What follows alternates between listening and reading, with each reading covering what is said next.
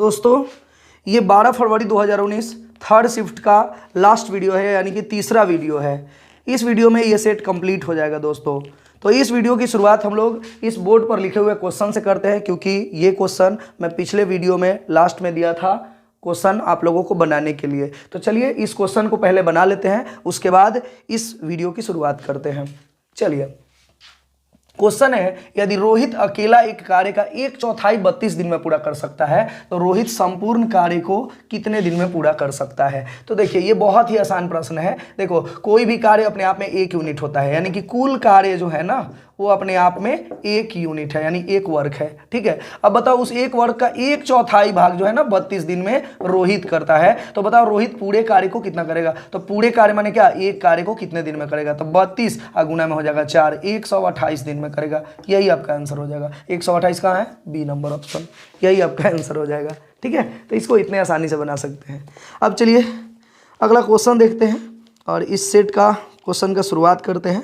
एक राशि चक्रवृद्धि ब्याज की दर से 7 वर्षों में स्वयं का 8 गुनी हो जाती है। ब्याज का संयोजन वार्षिक किया गया है, चक्रवृद्धि ब्याज की दर से है, तो कितने वर्षों में वह राशि स्वयं का 4096 गुनी हो जाएगी। ऐसा प्रश्न का सॉल्यूशन मैं बहुत पिछले वीडियो में बहुत बार किया हूं, क्योंकि ऐसे प्रश्न बहुत बार पूछे गए हैं। मैं बोला हूं ना कि जब भी गुना वाला सवाल आए, इतने वर्ष में इतना गुना हो जाती है, तो पहले गुना वाला बाएं ओर लिखना है, यानी 8 गुना होने में 7 वर्ष का समय लेती है। ठीक है, तो 4096 गुना होने में 4096 गुना होने में कितने वर्ष का समय लगेगा। देखिए यहाँ पे पहले 7 वर्ष दिया है, लेकिन बाद में गुना दिया है, लेकिन हम बोले ना गुना वाले को पहले लिखना और बाद में वर्ष वाले को। तो 8 गुना होने में, ऐसे पढ़ेंगे सवाल को, 8 गुना होने में 7 वर्ष, तो 4096 गुना होने में कितना वर्ष। अब ध्यान देंगे कि यहाँ एसआई दिया है कि सीआई दिया है। अगर एसआई दिया रहता ना तो आपको यहाँ वाट के सामने वाले को गुना में रखते और इसको ऊपर ले जाते, एक घटा के यहाँ लिखते, इसको एक घटा के नीचे लिखते और काट देते, बन जाता। एसआई पे होता। तो सीआई पे होगा तो कुछ नहीं करना है, बस इसके पावर में इसको जो है ना इसके पावर में चेंज कर देने। 8 का ये कितना पावर करेंगे कि 4096 आएगा। तो 8 8 64 8 512 8 हो जाएगा 4096, यानी 8 का पावर हम 4 बार करें तो ये 4096 आ जाएगा। सीआई में यही रूल है कि इसका ये पावर जरूर दिया रहता है। ठीक है, तो ये पावर कर देंगे और पावर करके ये आ गया, तो जो पावर आएगा ना उससे आप गुना करा दो, यही आपका आंसर हो जाएगा। तो 7 गुने 4 यानी 7 चौक 28 वर्ष। यहाँ भी 7 से गुना होगा, लेकिन इसके पावर में ये चेंज हो गया, जो पावर है उससे गुना करा देंगे। सीआई होगा तब, और एसआई होगा तो ये ऊपर ले जाके एक घटा के, नीचे ले जाके एक घटा के, और तब गुना कराएंगे। ठीक है, तो उम्मीद करता हूँ कि ये कंसेप्ट समझ में आ गया। अब अगला प्रश्न देखते हैं। सप्ताह के पहले 2 दिनों के लिए शहर ए की औसत वर्षा 105 है, अगले 3 दिनों के लिए 84 है, तथा सप्ताह के अंतिम 2 दिनों के लिए 49 है, और शहर बी के लिए कुल साप्ताहिक वर्षा 455 है, तो दोनों शहर को मिलाकर औसत दैनिक वर्षा क्या होगी। ये बहुत इंपॉर्टेंट क्वेश्चन है, इसको ध्यान से समझिएगा दोस्तों। ये 2 शहर है तो ए और बी ले लीजिए। ठीक है, अब शहर ए का 2 दिन का औसत वर्षा 105 है, तो पहले इसका कुल योग निकालिएगा, क्योंकि लास्ट में भी औसत पूछा है, तो औसत बराबर टोटल दोनों का योग पता रहेगा, तभी हम उसको निकाल सकते हैं औसत। तो पहले ए का कुल योग शहर ए का निकालिए, औसत वर्षा में जो दिया है उसका कुल निकालिए। तो 2 दिन का औसत वर्षा 105, तो 2 गुने 105 पहले कर लेंगे, प्लस फिर 3 दिन का है 84, तो 3 गुने 84 कर लेंगे, प्लस यहाँ बी और इधर लिखते हैं। ठीक है, और अंतिम 2 दिनों का औसत वर्षा है 49, तो 2 गुने 49 कर लेंगे। और बी का कुल साप्ताहिक वर्षा दिया है 455। यहाँ ध्यान दीजिएगा, ये औसत नहीं है कि यहाँ गुने 7 कर देंगे साप्ताहिक का, ये कुल दिया हुआ है, ये ऑलरेडी कुल दिया हुआ है, और ये कुल नहीं दिया था, औसत दिया था, तो मैंने कुल में इसको चेंज किया। ठीक है, अब 105 दूनी 210 हो जाएगा, और ये 84 तिया 252 होता है, ये हो जाएगा, और ये 98 हो जाएगा। इसको जोड़ेंगे तो 298 200 200 300 350 360 तो 560 हो जाएगा इसका कुल, और इसका कुल 455 दिया है। अब आपसे पूछा है कि औसत वर्षा निकालिए इन दोनों शहरों का। ठीक है, तो इन दोनों शहरों का औसत वर्षा, यहाँ देखिए दैनिक औसत वर्षा जो है बोला, यहाँ साप्ताहिक औसत वर्षा होना चाहिए, क्योंकि ऑप्शन जिस तरह से दिया है ना ये साप्ताहिक का होना चाहिए, वहाँ पे साप्ताहिक कर लीजिएगा, मिस्टेक है। और साप्ताहिक औसत वर्षा के लिए क्या करेंगे, 560 प्लस 455 और बटा में हो जाएगा, क्या होगा 7। यही आपका आंसर आ जाएगा, जो भी आए। 505 6 5 11 के 81 लेख 5 4 9 10 115 बटा 7, 7 से भाग लगाएंगे, 7 एकम 7 3 31 7 चौक 28, फिर बचेगा 3 35 7 बचे 35, 145 जो है वो आपका आंसर होगा, ऑप्शन नंबर ए में है, यही आपका उत्तर होगा दोस्तों। अगला प्रश्न है, एक वस्तु का क्रय मूल्य 1240 है तथा हानि 32% है, तो वस्तु का विक्रय मूल्य क्या होगा। ये कंसेप्चुअल चीज़ है, ध्यान दीजिएगा। कभी भी हानि या लाभ कोई भी होता है ना, वो क्रय मूल्य पर ही होता है। और क्रय मूल्य पर अगर हानि होता है चाहे लाभ होता है तो वो विक्रय मूल्य में ही चेंज होता है। अब ध्यान दीजिएगा, तो दिया हुआ है कि क्रय मूल्य किसी का 1240 है और ये अपने आप में 100% होगा। अब इस पर 32% की हानि होगी। 32% अगर हानि होगी तो 1240 का, अब 32% हानि का मतलब होता है 68%। तो ये जो 68% होगा ना वो विक्रय मूल्य होगा, क्योंकि 32% अगर क्रय मूल्य पर हानि होता है तो वो विक्रय मूल्य में चेंज हो जाता है। तो 100 में से 32 68% पर वो बेच रहा है, ठीक है। बस इसको काट लीजिए, आंसर आ जाएगा आपका, ठीक है। तो अब इसको क्या करेंगे, देखिए यहाँ ये पूरा पूरा कटने वाला नहीं है, इसीलिए चालाकी करिएगा कि 2 से कट भी रहा है लेकिन नीचे 5 आ जाएगा, फिर भाग लगाने में परेशानी होगी आपको। तो इसको ऐसे ही रहने दीजिएगा। जब ये पूरा कटेगा तो काटना है जीरो वाला, ना कटेगा ना तो ऐसे ही रहने दीजिएगा। गुना करा क्या, एगो जीरो है, दाहिने तरफ से एगो के बाद पॉइंट बैठा लीजिएगा, आपका आंसर आ जाएगा, आसानी से आएगा। आप इसको गुना कराइए तो 124 में हम अगर 68 से गुना करते हैं, शॉर्टली गुना करेंगे तो 8 चौके 32 के 2 हासिल 3, 12 बटे 96, अच्छा चौके 24, 96 4 से 120, 120 3 23 हासिल 12, 12 छक 72, 72 12 8432, यानी 8432 आएगा गुना करके और ये पॉइंट बैठा देंगे। तो 843.2 यही विक्रय मूल्य होगा इसका। तो इसका विक्रय मूल्य 843.2 सी नंबर ऑप्शन में है, ठीक है। 2 जीरो दिया है तो जीरो कितना भी आप लगा सकते हैं, यही आपका आंसर हो जाएगा मेरे भाई। अगला प्रश्न देखते हैं। ये शॉर्ट टेक्निक जो मैं गुना किया हूँ, आपके मन में आ रहा होगा कि सर बता देते, तो इसके लिए मैं एक वीडियो बनाऊंगा, ठीक है, गुना का, शॉर्टली गुना करने का, उसमें आपको ये मैं बता दूंगा, ठीक है। अगला प्रश्न है, एक लंबवृत्तीय शंकु की ऊंचाई 28 सेंटीमीटर है, यदि उसके आधार का व्यास 42 सेंटीमीटर है तो शंकु का वक्र पृष्ठ क्या होगा। शंकु का वक्र पृष्ठ बोला है, ध्यान दीजिएगा यहाँ। अब इसको मैं मिटा दे रहा हूँ थोड़ा सा ताकि एक क्वेश्चन बन जाए। देखिए एक शंकु है, ध्यान से समझिएगा, फोटो में देखिए एक शंकु है, यहाँ से हम सीधे लाइनिंग कीजिए। देखो एक शंकु में ना ये एक समकोण त्रिभुज बनता है और इसमें आधार का व्यास हमारा दिया हुआ है 42। तो जब व्यास का मतलब यहाँ से यहाँ तक 42 है, ठीक है, तो हमारा तो यहाँ से यहाँ तक त्रिज्या चाहिए ना हमको, तो त्रिज्या जो हो जाएगा 42 का आधा हो जाएगा, यानी 21 सेंटीमीटर इसका त्रिज्या हो जाएगा, ठीक है। और ऊंचाई दिया हुआ है हमारा 28 सेंटीमीटर।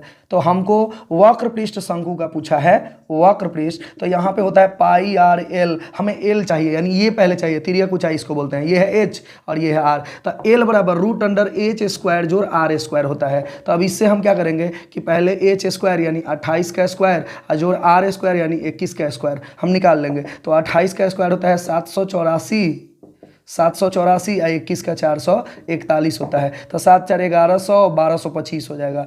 1225 का जो वर्गमूल होगा वो हमारा हो जाएगा 35 सेंटीमीटर, ठीक है। एल बराबर, तो एल बराबर 35 आ जाएगा। अब यहाँ पे पुट कर देंगे मान 22/7 गुने आर का मान है हमारा 21 और गुने एल का मान होगा 35। तो ये हो जाएगा 70 का 21 और ये 22 3 66 और गुना में हो जाएगा 35। 35 छक्के 210 के 0 हासिल 21, 35 छक्के 210 और 21 231 हो जाएगा। 2310 जो है सेंटीमीटर स्क्वायर, यही आपका आंसर हो जाएगा, ऑप्शन नंबर ए में है। तो शंकु का वक्र पृष्ठ का क्षेत्रफल 2310 सेंटीमीटर वर्ग सेंटीमीटर हो जाएगा। शंकु का वक्र पृष्ठ समझ गए होंगे। अगला प्रश्न देखते हैं दोस्तों। अगला प्रश्न है मेरे भाई कि 80 वस्तुओं का क्रय मूल्य 50 वस्तुओं के विक्रय मूल्य के बराबर है, तो लाभ प्रतिशत क्या होगा। ये तो इतना में ही बन जाएगा। देखिए 80 वस्तुओं का क्रय मूल्य यानी 80 का सीपी लिख दीजिएगा क्रय मूल्य में, और 50 वस्तुओं के विक्रय मूल्य के बराबर है। 50 का विक्रय मूल्य माने एसपी के बराबर है, हो गया। अब इसके कटने वाला है तो काट लीजिए। ध्यान दीजिएगा सीपी का मान बराबर के इस पर वाला होता है और एसपी का मान बराबर के इस पर वाला होता है, यानी खरीदेगा 5 में और बेचेगा 8 में। लाभ होगा कि हाँ नहीं, तो लाभ, तो लाभ परसेंट बराबर लाभ बटे क्रय मूल्य गुने 100। तो लाभ कितना के हो रहा है 3 का, क्रय मूल्य कितना है बट्टा में तो 5, क्रय मूल्य 5 है, गुना में हो जाएगा 100। 5 से 20 50 है, 20 3 60% हो जाएगा। लाभ परसेंट बराबर 60 हो जाएगा। तो 60% ऑप्शन नंबर सी में है, यही आपका उत्तर हो जाएगा। तो उम्मीद करता हूँ कि अच्छे से समझ में आ रहा होगा। आप इसका स्क्रीनशॉट ले लीजिए या इसको पॉज करके आप इसको उतार सकते हैं।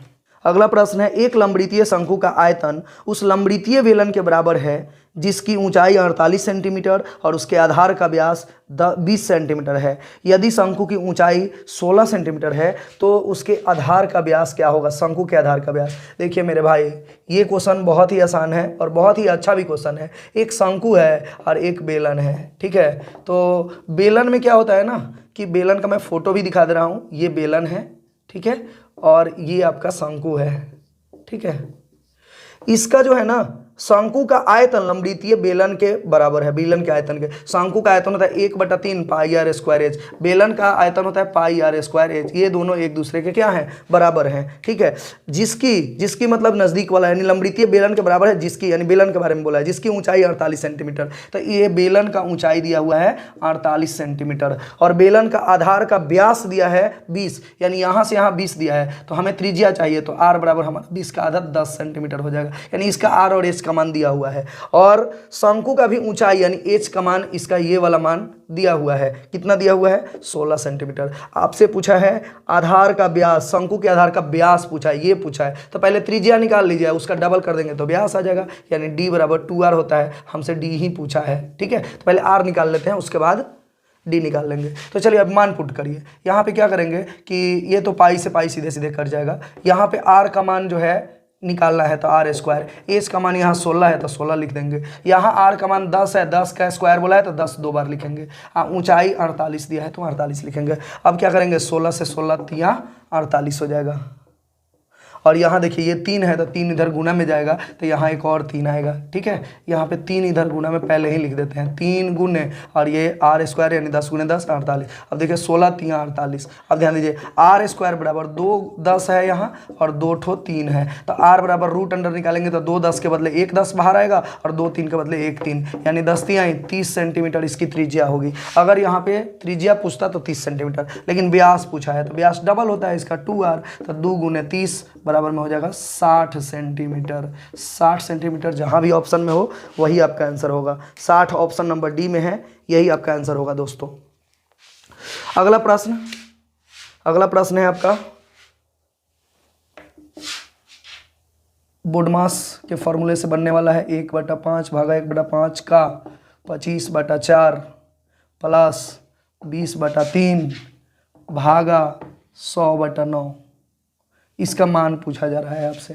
पहले क्या करेंगे, बोडमास के फॉर्मूले के हिसाब से, इसमें ब्रैकेट तो नहीं है, पहले ब्रैकेट का काम फिर का, तो पहले का करेंगे तब भागा का करेंगे। तो पहले 5 भागा रहने दीजिएगा 1/5 का माने 25/4 गुना करेंगे। अब प्लस के इधर ये भागा है ना तो इसका आप काम कर सकते हैं, ठीक है। एक साथ ये रहे ना प्लस के इधर ये, तब आप इसका वैल्यू करेंगे। अब इधर तो आप कर सकते हैं काम अपना, पलट के कर लीजिए 9/100, ठीक है। अब यहाँ देखिए, यहाँ ये गुना है तो मत सोचिएगा कि इससे छोटा है, ये का वाला गुना है, इससे बड़ा है। पहले गुना वाला काम करेंगे तो पहले काट लेंगे, तब 5 भागा 5/4 प्लस ये काटिए 3 3 की 9 20 25 है, यानी 3/5। अब ये अब प्लस और भागा है तो पहले भागा का काम पलट देंगे, 4/5 प्लस 3/5, 5 से 5 खत्म हो जाएगा। 4 प्लस 3/5 को हम आराम से 4.3/5 लिख सकते हैं। अगर ये ऑप्शन में नहीं है तो 4 × 5 = 20 और 3 23/5 हो जाएगा। 23/5 जहाँ भी ऑप्शन में है ये आंसर हो जाएगा। तो सी, इसका आंसर सी होगा। चलिए दोस्तों, अब इस सेट का लास्ट क्वेश्चन है जिसे मैं नहीं बनाऊंगा, मैं अगले वीडियो में बनाऊंगा, क्योंकि हर वीडियो में मैं एक क्वेश्चन लास्ट में देता हूं। ये लास्ट क्वेश्चन है इस सेट का, ठीक है। तो इस क्वेश्चन को मैं दे रहा हूं, आप इसका आंसर कमेंट बॉक्स में लिख कर दीजिए, बताइए। फिर मैं अगले वीडियो की शुरुआत जब करूंगा तो इस क्वेश्चन के सॉल्यूशन के साथ ही करूंगा, ठीक है। क्वेश्चन आपके स्क्रीन पे चला गया होगा। ये बोलने वाला क्वेश्चन नहीं है, ये आपके एक चार्ट दिए गए हैं, आंकड़े दिए गए हैं जो कि अंक और कक्षा ए के छात्र का है। और पूछा है कि कक्षा ए का माध्य क्या है, माध्य मतलब औसत अंक क्या है। ऑप्शन ए है तो बी है 3.6, सी है 3.8 और डी है 2.8। तो इसका आंसर आप कमेंट बॉक्स में लिख कर दीजिए। मिलते हैं फिर अगले वीडियो में दोस्तों। जय हिंद दोस्तों।